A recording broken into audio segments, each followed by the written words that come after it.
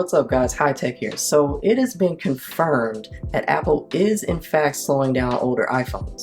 So in case you don't know, this all started on Reddit when a user posted that after installing the latest update, their phone was running super slow, so they ran some benchmark tests and found that their phone wasn't running anywhere near the speed that it should have been. They went out, got a new battery, reran the tests, and sure enough, their phone was running like brand new. From there, the story totally blew up. Tons of people started chiming in saying they were having the same issue, and it got to the point where Apple had to come out to address the issue. And according to Apple, because batteries do become less effective over time, they do slow down phones in order to preserve battery life.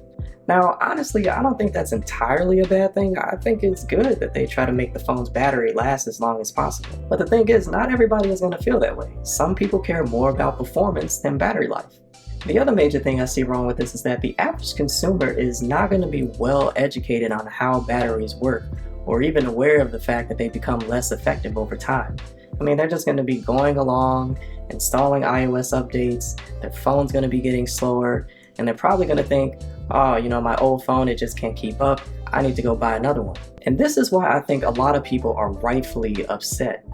Because by not saying anything about this, it really does make it seem like Apple is trying to intentionally force people to buy new iPhones. Anyway, so as a result of all of this, Apple came out issuing an apology statement, letting people know why they slowed down these phones, what would happen if they didn't, and reduced the out-of-warranty battery replacement cost from $79 down to $29. So if you have an iPhone 6 or later, you can head to the Apple Store, pay $30, get a new battery, and have your phone running like brand new.